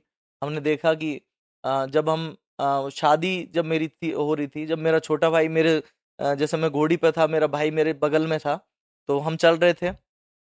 तो अ, प्रिंस को मैं कॉल्स बराबर प्रिंस मुझे कॉल दे रहा था, भैया उसका कॉल आ रहा है, भैया वो बैंड वालों का कॉल आ रहा है, भैया उसका हाँ, कॉल मतलब आ रहा है। सारी हाँ, ज़िम्मेदारियाँ भी मैं आप पे मैं ही थी, फ़ोन्स को शादी भी आपकी हाँ और जी, बिल्कुल फ़ोटोग्राफ़र मेरे से बोल रहे थे, भैया थोड़ी देर फ़ोन को नीचे रख दो। मैंने कहा भाई जो हो रहा है जैसे ले रहे हो ले लो। मैं छोटे भाई को बोलता क्योंकि हम दोनों को ही चीज़ें पता थी सारी। जो सारे जो ऑर्डर्स दिए थे, किसी के साथ क्या था, जो सब कुछ था वो हाँ, सब पापा होते छोटे तो भाई को सब और कुछ मुझे सँभाल लेते, अपन फ्री होके घूमते हाँ, कि जो है बिल्कुल, पापा कर लेंगे, मेरा बिल्कुल। क्या है, ठीक है। बिल्कुल, तो हमने खुद के कार्ड्स मैंने छोटे भाई ने हमने बाँटे, मेरे एक दोस्त हैं, उन्होंने और मैंने और छोटे भाई ने हमने अपने शादी के कार्ड्स बाँटे। हमने सारी चीज़ें हमने खुद ने की। तो इसलिए ये लगता है जैसे दुनिया को देखते हैं ना, तो कुछ भी मुश्किल नहीं लगता। जब सारी प्रॉब्लम्स देखते हैं, लोगों को वो देखते लोगों का साथ देखते हैं, मैं यही कहना चाहूँगा कि मतलब लोग सोचते हैं प्रॉब्लम्स को देखते हैं कि भाई हमारे साथ ये समस्या है, ये चीज़ें हैं। और मुझे वो प्रॉब्लम्स प्रॉब्लम नहीं लगती क्योंकि मैंने ऐसी बड़ी-बड़ी प्रॉब्लम्स देखी हैं अपनी लाइफ़ में कि मुझे हर प्रॉब्लम छोटी लगती है। एक पापा के जाने के बाद में जो प्रॉब्लम्स फेस करी है ना मैंने, वो उन सब प्रॉब्लम्स के आगे मुझे सब छोटा लगता है। आज कुछ भी बड़ी से बड़ी चीज़ हो जाए मैं पैनिक नहीं होता हूँ। मैं सारी चीज़ें आराम से हैंडल कर लेता हूँ। लोग मुझे पता है आज कई लोग हैं जो मेरे काम को देख के बहुत खुश हैं, मेरे अपने बहुत खुश हैं, मुझे बहुत प्यार दे रहे हैं, बहुत मैं जाता हूँ मुझे सम्मान मिलता है, मुझे बुला रहे हैं प्रोग्राम्स में बुलाते हैं। सर आपको सम्मानित करते हैं, तो वो वाला तो बहुत ही मन में होता होगा ना कि आज मेरे पापा होते तो मेरे को हाँ। देखते कि उनके बेटे को सम्मानित कर रहे हैं। बिल्कुल लगता है, पापा होते तो बहुत खुश होते। पापा ने मम्मी बताती हैं, मम्मी बोलती हैं कि पापा ने जब मैं छोटा था तब पापा ने कहा था कि मेरा बेटा एक दिन बहुत नाम करेगा और जब मेरे बेटे की शादी होगी ना, तो अपने घर से लेके और जहाँ तक बारात जाएगी, वहाँ तक गाड़ियों की लाइन लग जाएगी। तो ये मेरे पापा के सपने थे। उन्होंने ये सोचा था कि मेरे बेटे के लिए मैं ये करूँगा। लेकिन अनफॉर्च्युनेटली वो हमें बहुत कम दिनों तक हमारे साथ रहे। मुझे 7 साल पापा का प्यार मिल पाया, मेरे छोटे भाई को सिर्फ़ 1 साल मिल पाया। मेरी बहन 4 साल की थी, सबसे तो बड़े हो। सबसे बड़ा मैं। तो लेकिन ये है कि आज पापा नहीं है, फिर भी ऐसा लगता है कि शायद कहीं न कहीं से पापा हमारे साथ हैं। पापा हमें देख रहे हैं। मम्मी भी यही बोलती हैं। मम्मी को भी जब कोई चीज़ होती है तो मम्मी ये बोलती हैं कि शुभम बेटा ऐसा लगता है कि जैसे कि कोई एक ऐसी शक्ति है जो हमारा साथ दे रही है। तो आशीर्वाद है सर तो आपके। हमें ऐसा लगता है कि हमारे पापा हमें कहीं न कहीं से हमारे साथ हैं, वो हमें देख रहे हैं और उनका आशीर्वाद हमारे साथ है। बहुत बड़ी चीज़ होती है ना कि आज के बाद मैं उनको नहीं देख पाऊँगा, बहुत बड़ी चीज़ होती है। देखिए, हम तो उस टाइम पे इतना सोच भी नहीं सकते थे, जिस टाइम पे हमने उनको खो दिया। हम जब एक लाइफ़ शुरू होती है बच्चे की, उस टाइम पे हमारी लाइफ़ बिल्कुल ख़त्म हो गई थी। मेरी माँ की लाइफ़ ख़त्म हो गई थी। आज मैं जितनी उम्र पे हूँ, आज मैं जितना बड़ा हूँ, उस उम्र पे मेरे पापा इस दुनिया को छोड़ के चले गए थे और उनके 3-3 बच्चे जल्दी शादी हो गई थी, इसकी वज़ह से हम 3 भाई-बहन और हमारी माँ की उम्र 27 साल थी उस समय। हमारी माँ के लिए कितना मुश्किल रहा होगा, हम ये सोच-सोच के बड़ा दुःख महसूस करते हैं। हमें पता है बिना पापा के हमें भी बहुत सफ़र करना पड़ता है, लेकिन हमारी माँ ने कितना सफ़र किया होगा ये सोचना हमारे लिए बहुत ज़्यादा मुश्किल होता है। जब माँ ने पापा को खोया, एक जीवन साथी को खो दिया और हमेशा के लिए खो दिया। जिस इंसान के साथ में उनके माँ-बाप ने उन्हें जोड़ा, उनके लिए एक ऐसा इंसान देखा कि ये अब हमारी बेटी का जीवन भर ध्यान रखेगा और उस इंसान का इतनी जल्दी साथ छोड़ जाना इससे बुरा क्या हो सकता है? और उस स्टेज पे हमारी माँ ने ये फैसला लिया कि मुझे पढ़ना है, मेरे बहुत बच्चों सर के लिए कुछ करना हिम्मत है। चाहिए सर उस चीज़ में। इंसान तो सर निकल ही नहीं पाता सर, कमरे से बाहर ही नहीं निकल पाता बहुत सर। ऑफ़र आए माताजी के लिए, शादी के प्रपोज़ल आए कि अच्छा। आप शादी कर लीजिए, बहुत बड़ी लाइफ़ है, बच्चों को लेके ये मासूम है, कैसे हाँ, बहुत जियोगे? ही यंग एज थी उस टाइम। हाँ, लेकिन हमारी माँ ने कहा कि मैं अपने बच्चों के सहारे जी लूँगी। उन्होंने हमारी खातिर अपनी लाइफ़ को सैक्रिफ़ाइस किया। उन्होंने सोचा कि अगर कोई इनके लिए उनको पता था कि सौतेला बाप क्या होता है। सौतेला जो वर्ड है वही अपने आप में वही कनेक्ट नहीं कर पाता। बिल्कुल। तो उन्होंने हमारे लिए अपनी लाइफ को सैक्रिफाइस किया और खुद पढ़ी, और इसलिए पढ़ी कि हमें कुछ बनाना है, और खुद पढ़ के बनी। और जिस दिन, मुझे याद है, हमारी माँ जिस दिन अखबार नहीं पढ़ पाती थी, हम हुँ, तीनों भाई बहनों को डांट पड़ती थी कि आज मैं तुम्हारी वजह से अखबार नहीं पढ़ पाई। तो इतनी ललक थी उनमें पढ़ाई की। तो आज बहुत खुशी होती है जब उनको देखते हैं कि आज वो इस ओहदे पर हैं। अभी वर्तमान में वो रेवेन्यू इंस्पेक्टर हैं, गिरदावर जो बोलते हैं। तो लोग उन्हें बहुत इज्जत देते हैं। लोग उन्हें जब, जैसे तहसीलदार मैम हुए, बड़े अधिकारी हुए, जब उन्हें हमारे बारे में बोलते हैं कि कोमल जी आपका बेटा बहुत अच्छा काम कर रहा है, तो उन्हें बहुत गर्व महसूस होता है। वो बोलती हैं कि बेटा जो तू कर रहा है ना, मैं बहुत खुश हूँ इस चीज़ से। क्योंकि कहाँ तो एक अधिकारी और एक एम्प्लॉय के बीच एक थोड़ी हेजिटेशन, दूरियां थोड़ी ऐसी रहती हैं। लेकिन अधिकारी लोग भी जब सब वीडियोस वगैरह देखते हैं, सबको पता है कि भाई शुभम क्या काम कर रहा है, तो सबको खुशी होती है। सब बहुत अच्छे लोग हैं। अभी एसडीएम सर, तहसीलदार मैम, हमारे सीबीओ सर, जो खुद मेरे साथ में मतलब बहुत कनेक्टेड हैं, वो गूंज फाउंडेशन चलाते हैं। मैं भी गूंज फाउंडेशन में काम करता हूँ। तो गाड़िया लोहार और घुमंतु समुदाय के जो बच्चे हैं, उनके लिए ये चीज़ हम चला रहे हैं। तो अच्छा। खुशी होती है कि हम ऐसे बच्चों के लिए कुछ कर पा रहे हैं क्या जो है सर ये फाउंडेशन आप बता सकते हैं? गूंज फाउंडेशन में जो घुमंतु समुदाय के जो बच्चे हैं, गाड़िया लोहार जो होते हैं, अच्छा, उन परिवारों के जो बच्चे हैं, जो हुँ, शिक्षा से बिल्कुल कटे हुए हैं, समाज के आखिरी जो हाशिए पर हैं, आखिरी पंक्ति में जो लोग हैं, उन लोगों को हम पढ़ाने का, उनको संसाधन मुहैया करवाने का कार्य करते हैं। उनके लिए एक संस्कार केंद्र खोल रखा है। दयाल सिंह जी हैं, सीबीओ साहब, वो उसके संस्थापक हैं। तो मैं उसमें सचिव के तौर पे कार्य कर रहा हूँ। हम ऐसे बच्चों को शिक्षा देने का कार्य कर रहे हैं, जिन बच्चों को शिक्षा क्या है, स्कूल क्या होता है, इन चीज़ों के बारे में कुछ भी नहीं पता। आज वो बच्चे, किताब उनके हाथों में है, पेंसिल है, वो लिख पा रहे हैं, वो वर्णमाला सीख रहे हैं, वो अल्फ़ाबेट्स देख रहे हैं, वो गिनती जान रहे हैं। तो ये सब चीज़ें देख के बड़ी खुशी होती है। हाँ, जिनका पढ़ाई से रिलेशन भी नहीं था, वो अब ये बिल्कुल। सारी चीज़ें कर रहे हैं। लोग ये नहीं देख सकते कि हम क्या पढ़ा रहे हैं। लोग नहीं समझ सकते। कई लोग ये बोलते हैं कि भाई ये वीडियो ही बनाने लग रहे हो, पढ़ाते नहीं हो क्या? ऐसा भी होता है। लेकिन ऐसा है कि हमें पता है कि हम क्या कर रहे हैं। हमें पता है हम कितना पढ़ा रहे हैं। अब पढ़ाते हुए की वीडियो हम नहीं बनाते।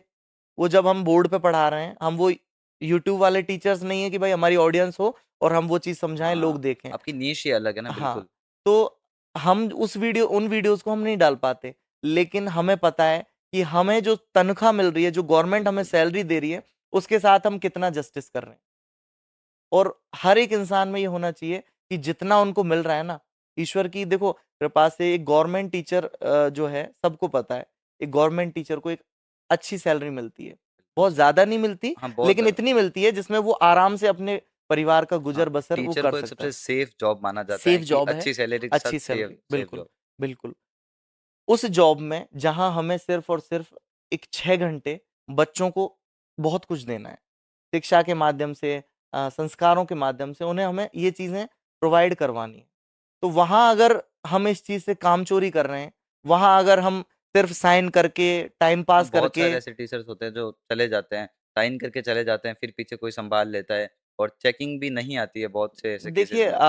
मुझे ऐसा शायद होता होगा, लेकिन मैं ये मानता हूँ अगर ऐसा हो रहा है और कोई लोग, अगर कुछ लोग, कुछ टीचर्स अगर ऐसा कर रहे हैं, तो वो अपनी जो सैलरी मिल रही है ना, उसके साथ जस्टिस नहीं कर रहे। वो अपनी नौकरी के साथ जस्टिस नहीं कर रहे।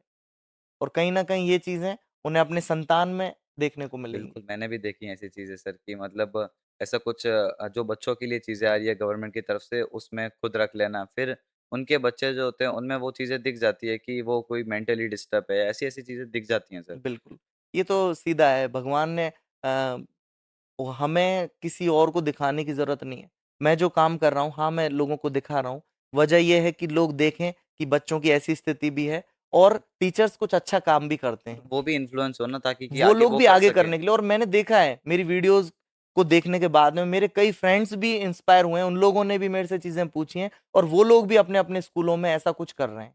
तो सर जैसे कोई आपके देख के स्टार्ट करे, तो सर आपको अच्छा लगता है कि आपके देख के उन्होंने भी स्टार्ट किया या फिर आपको बुरा लगता है कि नहीं ये तो मेरी कॉपी कर रहा है? देखो, मुझे बहुत अच्छा लगता है। मैं अपने दोस्तों को, अगर कोई मुझे शेयर भी करता है, वीडियोज़ शेयर करता है कुछ ऐसा करके, तो मैं उन्हें भी एप्रिशिएट करता हूँ। मैं उन्हें कहता हूँ मैं उनकी कमियाँ बताता हूँ कि आपने इसमें ये कमी छोड़ दी, उनको आप पूरी कीजिए। मुझे अच्छा लगता है। देखो अल्टीमेटली फ़ायदा तो किसको हो रहा है?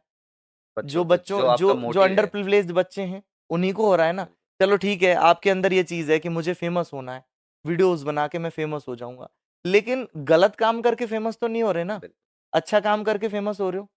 भाई जो आप अगर आप काम कर रहे हो, उसको आप दिखा रहे हो और उससे आपको मतलब उससे आपको फ़ेम मिल रहा है, तो आप हुँ, क्या गलत कर रहे हो? तो बस आप लोग मोटिव अच्छा रखिए, अपना माइंडसेट अच्छा रखिए और आपको जो करना है उसमें अपना 100% दीजिए। ईश्वर अपने आप तरक्की देगा, अपने आप ईश्वर आपको सफलता देगा। तो सर बहुत सारे ऐसे टीचर्स हैं जिनको बच्चों से कोई लेना-देना नहीं है, चाहे बच्चे पढ़े, होमवर्क करे, ना करे, उनको कोई मतलब नहीं है। उनको अपने सिग्नेचर से मतलब है और जो 1 तारीख को सैलरी आती है उससे मतलब है। और एक तरफ आप है कि अपना स्कूल टाइम के बाद भी सर आप बच्चों के घर पे जाते हो, उनको चीज़ें सिखाते हो, उनके लिए मदद करते हो। तो सर उनमें और आप में इतना फ़र्क कैसे? देखिए सभी तरह के लोग होते हैं। नहीं सर, आपका ऐसा कभी मन नहीं होता कि मैं भी क्या है मेरी अच्छी खासी जॉब है, टाइम पे बच्चों को पढ़ाया नहीं पढ़ाया करके घर पे चला जाता हूँ, क्या ही करने की ज़रूरत है, सैलरी तो वैसे भी आ जाएगी। टीचर्स क्या है मैं देखता हूँ कि 3 तरह के टीचर्स होते हैं। एक टीचर तो ऐसा जिनको सिर्फ़ और सिर्फ़ अपनी चीज़ों से फुर्सत नहीं। कई लोग ऐसे कि भई मुझे अपना स्कूल जाना है। वहाँ क्या हो रहा है, क्या नहीं हो रहा है, वो सब ठीक है। मुझे सिर्फ़ अपने साइन किए और आपने जो बताया 1 तारीख को सैलरी आनी, ये चीज़ें इम्पोर्टेंट होती हैं उनके लिए। एक दूसरे टीचर होते हैं, एक रेडियो मोड टीचर। अपना आए, अपना पढ़ाया, रोबोट बच्चे की तरह। हाँ, बच्चों ने पूछा, उनको रिप्लाई दिया, अपना चले गए। मैं गलत इंटरैक्शन किसी को नहीं बिल्कुल बता रहा हूँ मैं। इंटरैक्शन बिल्कुल नहीं करते जी, बच्चों से। गलत मैं किसी को नहीं बता रहा हूँ और एक तीसरे जो टीचर्स होते हैं वो मैं ऐसे लोगों से इंस्पायर हूँ। मैं ऐसे टीचर्स को मैं फ़ॉलो करता हूँ। विकास देवीकीर्ति सर हुए, खान सर हुए, ऐसे टीचर्स मेरे आइडल हैं। ऐसे लोग जिनको शिक्षा सिर्फ़ ये मतलब नहीं कि मुझे ये 6 घंटे पढ़ाना है। इसके अलावा हम बच्चों को जानें। बच्चों में क्यों नहीं पढ़ पा रहा है? बच्चे के घर की क्या चीज़ें हैं? भई वो घर में क्या परिवेश है उसका? वो क्या सीख रहा है? क्यों सीख रहा है? किससे सीख रहा है? ये चीज़ें जानना ज़रूरी है। अगर हम बच्चों से दिल से कनेक्ट हो गए, अगर हम बच्चों के घर से कनेक्ट हो गए, तो हम बच्चों को बहुत अच्छे से समझ पाएँगे और उनको समझा पाएँगे। मेरा ये मानना है। तो हम अगर एक्टिव टीचर्स अगर हमें बनना है, तो उसके लिए हमें सिर्फ़ और सिर्फ़ उन किताबों तक ही सीमित नहीं रहना होगा। हमें बच्चों के उन चीज़ों से बियॉन्ड जाके बच्चों के घर, बच्चों के परिवार, उनके पेरेंट्स और बच्चों की हॉबीज़, ये सब चीज़ें ध्यान में रखनी होंगी। जिससे बच्चे खेल-खेल में शिक्षा को एन्जॉय भी करें और उनसे हाँ, सीखें ऐसा भी। कहा भी जाता है कि बचपन में सिखाया हुआ बच्चों को याद रहता है। बिल्कुल, वो इसीलिए याद रहता है क्योंकि बच्चे खेल-खेल में सीखते हैं। तो सबसे अच्छी विधि तो यही है बच्चों के लिए कि वो खेल-खेल में सीखें और यही हमारा मोटिव रहता है। हम भी यही चाहते हैं कि बच्चों को खेलते हुए, खिलाते हुए, उनसे प्यार करते हुए और उनको शिक्षा पहुँचाएँ, उनको शिक्षा दें। जैसा कि सर आपने बताया कि आप खान सर और इनसे इंस्पायर होते हो। तो अभी अब रिसेंट में आपने देखा होगा कि जब हमारे देश की जो मीडिया है, वो खान सर के ऊपर भी एलिगेशन लगा रही है। जो अब तक जो खान सर थे, उनको रातों-रात सर मीडिया ने फैज़ल खान बना दिया। एक रिपोर्टर है, मैं नाम नहीं लूँगा, उन्होंने खान सर पर 2 करोड़ का डिफेमेशन केस ठोक दिया। तो सर उस पर आप क्या कहना चाहोगे? आपके नज़र में खान सर की क्या वैल्यू है? देखिए, मेरी नज़र में तो खान सर गरीब बच्चों के लिए मसीहा हैं। उन्होंने ऐसी जगह पे बिहार जहाँ शिक्षा को अ, बहुत ज़्यादा पीछे रखा जाता था। वहाँ पे जो क्राइम्स हैं, वहाँ पे जो बहुत सी चीज़ें हैं, भ्रष्टाचार है, वो बहुत बड़े पैमाने पर था। उस जगह पर जाकर के उन्होंने शिक्षा की अलग जगाई और उन्होंने बहुत लाखों बच्चों के लिए उन्होंने अपनी अ एक मामूली फ़ीस पे के माध्यम से 100, 200 और 500 रुपए में उन्होंने बच्चों को पढ़ा करके उन्हें गवर्नमेंट जॉब्स में सेलेक्ट करवाया, उनको सरकारी नौकरियाँ प्रोवाइड करवाई। तो इससे बढ़ के क्या हो सकता है? और अब वो और कैंसर हॉस्पिटल जी, बनवा रहे हैं, बिल्कुल। इतना सब कुछ कर रहे हैं और उसके बाद भी सर उनको भी वो वाला एंगल दे दिया कि हिंदू-मुस्लिम है, वो तो फैज़ल खान है और उनका भी वो वाली मानसिकता है सर। देखिए आप देखेंगे कि जब कुछ अच्छा करने जाते हैं, तो उसका उल्टा जो है बुरा, वो भी अपने साथ-साथ चलता है। वो कहते हैं ना हवन करने जाएँगे तो हाथ जल जाएँगे। तो वही चीज़ है कि जब कुछ अच्छा करते हैं तो बुरा नहीं होगा ऐसा नहीं सोचना चाहिए। ये दोनों चीज़ें हैं लाइफ़ में सुख और दुःख हर किसी को आने हैं। हम अच्छा कर रहे हैं तो हमारे साथ बुरा नहीं होगा ऐसा नहीं है। बुरा टाइम भी आएगा, अच्छा टाइम भी आएगा। अभी खान सर का टाइम अच्छा नहीं चल रहा है, लेकिन उनके जो कार्य हैं, भगवान जानता है, भगवान देख रहा है। किसी मीडिया की उन्हें ज़रूरत नहीं, किसी स्टूडेंट की ज़रूरत नहीं, उनके साथ दुआएँ इतनी हैं। बिल्कुल सर। उनको भगवान ने जो उनको जो चीज़ें दी हैं, भगवान ने उनको जो उनको सद्बुद्धि दी है, भगवान ने उनको जितना टैलेंट दिया है, उस टैलेंट के आधार पे वो हज़ारों, लाखों टैलेंट वो पैदा कर चुके हैं। सर हज़ारों बच्चों की उनके साथ दुआ है, तो किसी हज़ारों मीडिया की नहीं, तो ज़रूरत लाखों नहीं। बच्चों की दुआएँ हैं। बिल्कुल, और हम लोग तो खान सर से पढ़े नहीं हैं, लेकिन फिर भी उन्हें अपना आइडल मानते हैं। क्यों मानते हैं? क्योंकि हमने देखा है कि उन्होंने कैसे गरीब बच्चों के लिए नाम मात्र की फीस पर उनको शिक्षा मुहैया करवाई है। तो कोचिंग्स वाले जो पड़ोस की कोचिंग वाले, वो तो उनसे जलेंगे ही। हाँ, जो लाखों फीस लेते हैं, हाँ, बच्चे उन्हें छोड़कर उनके पास आते हैं। बिल्कुल। और जब रिपोर्टर्स जब उनको उन पे जब ऐसे एलिगेशंस लगाएँगे, उन पर जब उँगली हाँ, उठाएँगे, 2 कौड़ी का टीचर हाँ, बोला। तो किसको सहन होगा? बिल्कुल। और अभी उन्होंने जस्ट उसका रिप्लाई दिया था, उसके ऊपर उन्होंने 2 करोड़ का डिफेमेशन केस ठोक दिया खान सर पर। कुछ भी ठोक लो, कुछ होना जाना नहीं है। कितने ही केस ठोक लो, जब केस उस अदालत में हो ना, तो ये केस कोई मायने नहीं रखते हैं। भगवान के पास में उनके कर्म हैं, और भगवान देख रहा है कि खान सर ने क्या किया है। उनका बाल भी बांका नहीं हो सकता। ये मैं आपसे कह रहा हूँ। हाँ, बुरा टाइम है, वो आया है, वो चला जाएगा। और यहाँ लोग हिंदू, मुस्लिम वगैरह-वगैरह बहुत सारी चीज़ें पर अ, सर खान सर के लिए पर्सनली मैं ये बिल्कुल, सारी चीज़ें कंसिडर बिल्कुल। नहीं मैं खुद करता भी, सर। ये हिंदू, मुस्लिम ये चीज़ें मायने ही नहीं रखती हैं। खान सर के पर्सपेक्टिव में ये चीज़ें बिल्कुल। कहीं मायने नहीं रखती हैं। हम इन उन्होंने कभी चीज़ों वो चीज़ें ऐसे शो ही नहीं किया कि मैं मुस्लिम हूँ या तुम हिंदू हो, ऐसा वो डिस्क्रिमिनेशन तो कभी किया ही नहीं उन्होंने। उन्होंने कभी पूछा? कभी किसी बच्चे को कि भाई हिंदू हैं अलग पढ़ाएँगे, मुस्लिमों को अलग सर पढ़ाएँगे? आज तक मतलब इस इंसिडेंट के पहले किसी को शायद पता भी नहीं था कि उनका नाम फैज़ल खान है। हाँ। और अब मीडिया का जब उन्होंने मीडिया को कैसे करारा जवाब दिया, तो इतना उनके अंदर वो गुस्सा पैदा हो गया कि उनको ही रातों-रात जिहादी घोषित कर दिया सर। आजकल देखिए जो मीडिया है ना, वो पत्रकारिता नहीं रही जो पहले हुआ करती थी। पत्रकार मैं ऐसे पत्रकार को जानता हूँ मेरे क्षेत्र में, जिन जो एक अपना नॉर्मल सा घर बना करके जो अपनी 2 वक़्त की रोज़ी-रोटी कमा रहे हैं, लेकिन वो सच्चे पत्रकार हैं। जैसे कि सर मैं भी ऐसे बहुत सारे ऐसे वीडियोज़ बनाता हूँ, जैसे कोई भी गलत काम करता है, चाहे वो मुस्लिम ही क्यों ना हो, जैसे किसी हिंदू को मार दिया या फिर कुछ भी चीज़ हो गई, तो मैं बोलता हूँ। तो मेरे पापा बोलते हैं कि "तू एक ही है और कभी किसी ने कुछ कर दिया, अपने नहीं करना ये सारी चीज़ें। कुछ भी करना है न्यूट्रल रहो, ठीक है, थोड़ा-सा बोलो बट ज़्यादा नहीं बोलना क्योंकि आज का टाइम नहीं है।" जैसे कि हमने देखा कि सुरेश चंद्राकर करके एक रिपोर्टर थे, उनको सर सीमेंट की टंकी में ज़िंदा ऐसे डाल दिया और उनकी डेथ हो गई सर। वैसे बहुत सारे केसेज़ हैं, तो सर कोई चाह कर भी आज के टाइम में मेरे को ऐसा लगता है कि वो नहीं कर सकता सर ऐसे अनबायस्ड रिपोर्टिंग। देखिए, मैं तो यही मानता हूँ कि इंसानियत सबसे बड़ा धर्म है। ये हिंदू-मुस्लिम करने वाले कहीं न कहीं अपनी रोटियाँ सेक रहे होते हैं, ये धर्म के आड़ में, धर्म के नाम पर। मैं ये मानता हूँ कि इंसानियत अगर आपके अंदर है, तो आपके अंदर हर एक इंसान के अंदर आपको भगवान दिखेंगे। मेरे कई ऐसे मित्र हैं, मेरे गाँव के रहने वाले हैं, जो मुस्लिम हैं और मेरे मित्र हैं और अच्छे लोग हैं। तो नहीं, हमने तो होते उन्हें हैं सर, बचपन से बिल्कुल। देखा है, हमने उनको देखा है कि वो हमारे साथ खेले, हमारे साथ बड़े हुए और आज अच्छा कार्य कर रहे हैं, नेक कार्य भी कर रहे हैं। नहीं, बहुत सारे सर मुसलमानों की मेरे पास ऐसे थ्रेट्स आती हैं कि तू हमारे खिलाफ बोलता है। बट सर खिलाफ तो मैं क्या ही बोलता हूँ, जैसे किसी ने कुछ गलत ही कर दिया। अब फिलहाल हाल ही में अपन ने केस देखा, एक सूर्या का मर्डर कर दिया एक लड़के ने। तो उस चीज़ पर तो सर मैं बोला कि ऐसा-ऐसा हो गया। तो मुसलमानों का आया कि तू तो मुसलमानों के खिलाफ है, पर इसमें गलत तो क्या ही है सर? मैंने जो सच बात थी वही बोली। तो भी मुसलमानों का हेट है कि तुझे मेरे लिए हेट है, तुझे मुसलमानों के लिए हेट है। ऐसा कुछ भी नहीं है, बहुत सारे मुसलमान होते हैं, मेरे भी ऐसे कुछ फ्रेंड्स हैं जो अच्छे हैं, साथ में बैठते हैं, ठीक है, उनको कोई दिक्कत नहीं है। आप अपने धर्म को मानो, मैं मेरे धर्म को मान रहा हूँ, किसको क्या ही दिक्कत हो सकती है? देखिए, सबकी अपनी-अपनी सोच है और मैं तो मेरे फॉलोइंग लिस्ट में हुसैन मंसूरी आप जानते वो तो होंगे। सर बहुत ही अच्छे हाँ, इंसान है। तो ऐसा है देखिए, जो जो काम कर रहा है ना, वाक़ई में जो नेक काम कर रहा है, वो चाहे हिंदू हो, मुस्लिम हो, सिख हो, ईसाई हो, कोई किसी भी धर्म से बिलॉन्ग करता हो, वो ईश्वर का बंदा है।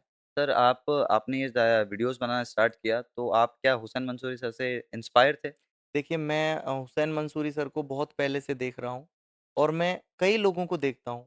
तो शिक्षा के क्षेत्र में, बच्चों के क्षेत्र में जिसने भी काम किया है, मैं उन सब लोगों को मानता हूँ। हुसैन मंसूरी सर को बहुत पहले से देख रहा हूँ। उनकी वीडियोज़ बहुत अच्छे लगते हैं, बच्चों के लिए उनका प्यार बहुत अच्छा लगता बहुत, है। वो बहुत कुछ कर रहे हैं बहुत ज़्यादा और भी काइंड कई हार्टेड लोग हैं। हैं ऐसे, जो बच्चों के लिए बहुत कुछ कर रहे हैं। और बच्चों को प्यार दे रहे हैं, गरीब बच्चों के लिए कपड़े प्रोवाइड बिल्कुल। करवा रहे अब हैं। अगर सर कोई मुसलमान ऐसा हो हुसैन मंसूरी सर जैसा, खान सर जैसा, तो कोई उन्हें ट्रोल कर सकता है सर? देखिए, ट्रोल करते रहिए, लेकिन ईश्वर देख रहा है। ट्रोल करने वाले ट्रोल कीजिए, लेकिन भगवान के घर में जो न्याय है वही मिलेगा। तो जो अच्छा कर रहा है उसको अच्छा मिलेगा, जो बुरा कर रहा है उसको बुरा मिलेगा, है ना? और मैं तो बिल्कुल ये धर्म वगैरह मैं बिल्कुल नहीं मानता। हमारे यहाँ बट तो स्टिल सर आप किसको भगवान को मानते हो? आपके घर में पूजा-वूजा? जी, बिल्कुल, मैं भगवान को बहुत मानता हूँ।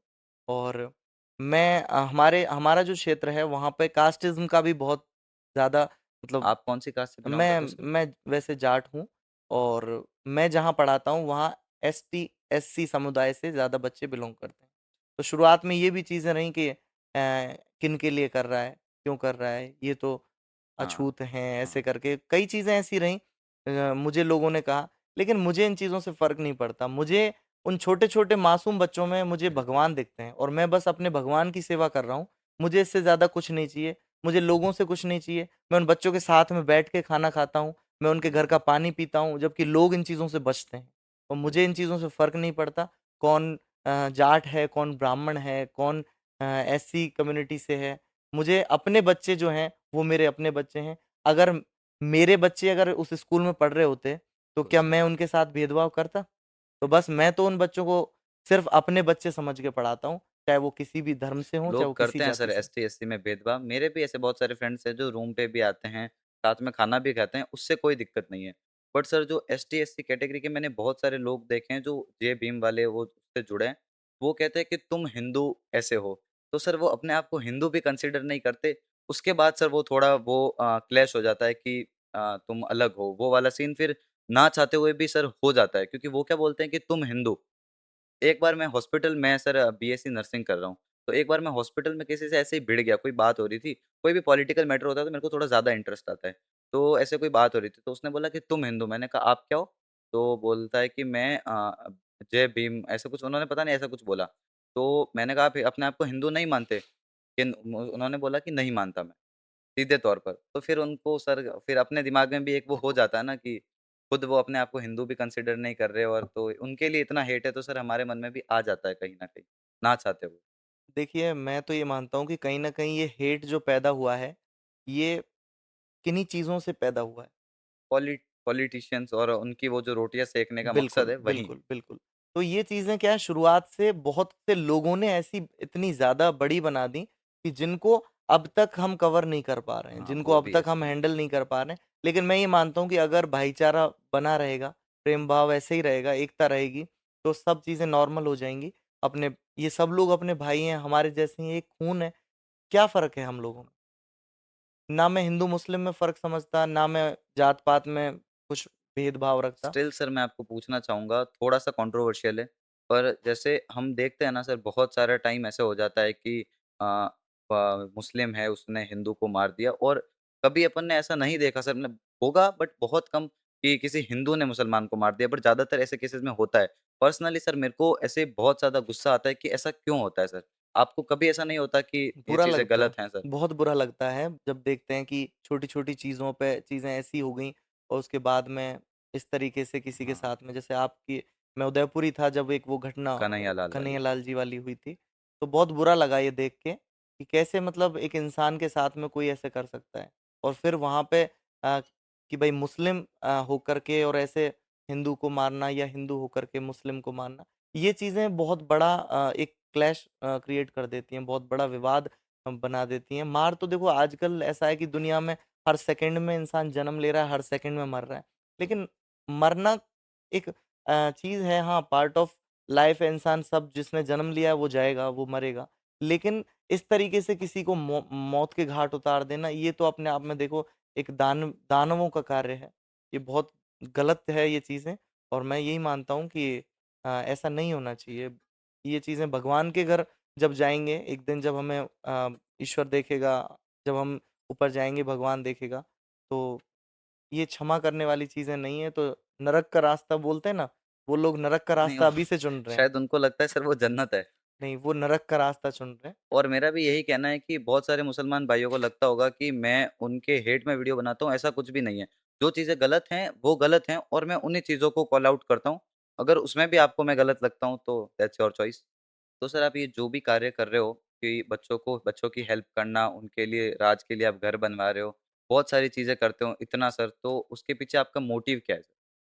देखिए मैं ये चाहता हूँ कि जो गरीबी है वो किसी भी बच्चे की शिक्षा में बाधा ना बने। किसी के माँ-बाप का नहीं होना, बहुत अपनों को बढ़िया। खोना, ये चीज़ें बच्चों की राह में, बच्चों की शिक्षा में बाधा नहीं बने, ये सोच कर के मैं कार्य करता हूँ। और मैं अपनी तरफ से प्रयास करता हूँ कि मैं बच्चों को उन चीज़ों को मुहैया करवाऊँ जिससे कि वो डेली स्कूल आ पाएँ, वो पढ़ पाएँ और अपनी शिक्षा से जुड़ पाएँ और एक अच्छा इंसान बनें। और मैं ये चाहता हूँ कि जो मैंने अपने बचपन में फ़ेस किया, वो चीज़ें अब उन बच्चों को फ़ेस ना करनी पड़ें। तो सर आपका सपना क्या है? जैसे कि आपकी गवर्नमेंट जॉब भी लग गई, अब आप अच्छे खासे लेवल पर बच्चों की हेल्प भी कर रहे हो, तो इसके आगे भी आपका कोई सपना है? सपने तो देखो लगभग सारे जो मेरे थे वो मैंने पूरे कर लिए हैं, जो तो भी भी हम सर ऐसा चाहते थे। कुछ होगा कि अभी तक मेरे को वो एक चीज़ सपना पेंडिंग रह है गई? एक सपना है, जो मेरे माइंड में हमेशा रहता है, जो मैं ये काम कर रहा हूँ कि जिस दिन मैं इस दुनिया से जाऊँ, तो उस दिन मेरे बच्चे जो मेरे स्टूडेंट हैं, वो मुझे कंधा देने आएँ। ये मेरा वो सपना तो है। सर बिल्कुल ही आएँगे। और वो बच्चे मुझे याद करके रोएँ कि हाँ, हमारे सर थे, उन्होंने हमें पढ़ाया था। तो बस यही मेरा सपना है, इसी के लिए मैं काम कर रहा हूँ। Thank you so much sir कि मेरे ऐसे रीच करने पर आपने मेरे को रिप्लाई दिया और आज हम यहाँ पर पॉडकास्ट कर रहे हैं क्योंकि सर नहीं देते बहुत सारे लोग ऐसे घमंड आ जाता है कि मेरे इतने व्यूज़ आ रहे हैं, ऐसा हो रहा है तो मैं क्यों ही किसी क्रिएटर के साथ जैसे मेरे अभी तक फॉलोवर्स और सब्सक्राइबर्स काफ़ी कम है, फिर भी सर आपने मेरे को रिप्लाई दे दिया, क्या सोच कर दिया? देखिए एक टाइम ऐसा था कि मैं भी कोई इतना बड़े लेवल पे वायरल नहीं था। मेरे भी एक टाइम वो कम फॉलोअर्स थे। लेकिन उस टाइम पे भी कई बड़े लोगों ने मेरी चीज़ों को सराहा, मुझे फ़ॉलो बिल्कुल सर, किया। तो ऐसा है कि जो अच्छा काम कोई करेगा ना, तो उसके लिए तो हमेशा अच्छे मतलब मन से दुआएँ ही निकलती हैं। आपने ये अच्छा मोटिव बताया, आपने बताया कि आप जो कर रहे हो उसको हम लोगों तक पहुँचाना चाह रहे हैं, दिखाना चाह रहे हैं। तो मुझे लगा कि भई अगर आपके लिए ये चीज़ें हो रही हैं तो कहीं न कहीं हमें भी देखो लोग जानेंगे, हमारे काम को जानेंगे, तो शायद हमें और सपोर्ट मिलेगी। और आप भी बिगिनर हो, तो बिल्कुल सर। अगर आपकी कामयाबी में हम भी कहीं कुछ रोल प्ले कर पाएँ, तो ये हमारे लिए खुशी की बात रहेगी। आपको भी बहुत-बहुत शुभकामनाएँ आप जो करने जा रहे हैं। मैं एक सवाल पूछना चाहूँगा कि जितने भी मेरे जैसे बच्चे हैं, यंगस्टर्स हैं, जो कि कंटेंट क्रिएशन में आना चाहते हैं, उनको आप क्या कहना चाहोगे कि क्या ये चीज़ सही है एज़ अ टीचर कि ये चीज़ सही है या फिर गलत है या फिर नहीं करनी चाहिए? क्या कहना चाहोगे? देखिए, सबसे पहले तो अपनी जो बेसिक एजुकेशन है, उसको आप कंप्लीट कीजिए। जो भी इस क्षेत्र में आना चाहते हैं सबसे पहले अपनी जो स्कूलिंग है, वो कीजिए। उसके बाद अपनी जो ग्रेजुएशन वगैरह, ये सब कंप्लीट आप जब कर लें, उसके बाद आप इसको चालू करें, तो बेहतर होगा। और हाँ, अगर आपने रेगुलरिटी रखी अपने काम में और आपने अपनी स्किल को पहचान लिया कि हमें क्या करना है, किस वे में करना है और आपने अगर उस चीज़ को रेगुलर रखा, तो डेफ़िनेटली आपको सक्सेस मिलेगी। आपको कोई नहीं रोक पाएगा। और क्या है कि लोग करते हैं कि भाई एक टाइम आया हमने ये रास्ता चुन लिया। उसके बाद में कुछ दिन वहाँ सफलता नहीं मिली, उसके बाद दूसरा रास्ता चुन लिया।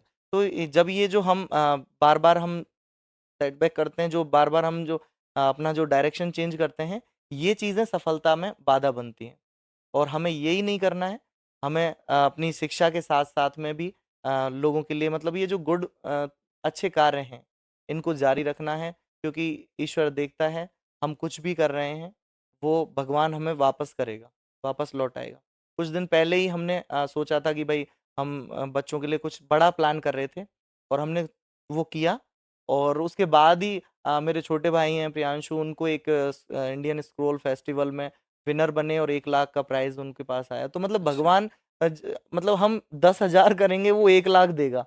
बिल्कुल। मतलब आप थोड़ा सोच के देखिए। बस एक बार सोचना ही ईश्वर तक अगर आपने दिल से सोचा ना और आपने उसको किया, तो वो वापस आएगा। मैंने कभी नहीं सोचा था कि मेरे को इतने फॉलोअर्स मिलेंगे, मुझे क्रिकेटर रिंकू सिंह फॉलो करेंगे, एक्टर्स मैसेज बहुत करेंगे, बड़ी बात होती है। एक्ट्रेसेस मैसेज करेंगी। मैंने कभी कभी कुछ नहीं सोचा था। मैं एक बहुत ही नॉर्मल ज़िंदगी जीने वाला आदमी हूँ और अभी भी मैं वही नॉर्मल लाइफ़ जीता हूँ। लेकिन ऐसा है कि जब मैंने सोचा, जब मैंने ये चीज़ें देखी, तो मुझे पता चला कि शायद इस चीज़ में कहीं न कहीं मेरी जो जो प्योर इंटेंशंस है ना, मेरे बच्चों के प्रति, मेरे स्टूडेंट्स के प्रति, वो मेरी पॉज़िटिविटी बनी। उसने मुझे आगे ईश्वर ने इसलिए मुझे आगे बढ़ाया क्योंकि मैं जो बच्चों के लिए आता है जो हम भी बच्चों के लिए कर पाते हैं, वो हम सारा बच्चों तक प्रोवाइड करवाते हैं। हम अगर मेरे से कभी ऐसा भी होता है कि बच्चों के हित में आया, अगर मेरे से ₹100 भी खर्च हो गए, तो मैं उनको 500 करके वापस उसमें मिला देता हूँ। तो कहीं न कहीं ये चीज़ मुझे आगे बढ़ा रही है और मैं अपनी यही जर्नी मैं ये चाहता हूँ कि भगवान ने जब मुझे इस काबिल बनाया है, ईश्वर मेरे घर में 3-3 गवर्नमेंट जॉब्स हैं, मेरा भाई भी बहुत अच्छा अर्न कर लेता है। तो हम लोग सभी लोग अच्छे से सेटल्ड हैं। हम लोग जब अपनी पूर्ति कर पा रहे हैं, तो जो एक्स्ट्रा आ रहा है ना, तो हम ये चाहते हैं कि भई ऐसे बच्चों के लिए हम कुछ दें, जिससे वो भी एक दिन बड़े होकर के और बिल्कुल। अपने स्टूडेंट्स को या जो अपने आस-पास कुछ ऐसे बच्चे मिलें, उनके लिए कुछ करें। भगवान तो अवतार लेके तो मतलब भगवान नहीं आएँगे, लेकिन भगवान हर एक इंसान के अंदर हैं, वो भगवान काम करेंगे। तो वो अपने ऊपर है, नज़रिए का फ़र्क है कि हमें किस तरीके से कार्य करना है। चलिए सर, मेरी तरफ से भी आप जो भी कर रहे हैं उसके लिए बहुत-बहुत शुभकामनाएँ sir. Thank you so thank you much. Sir.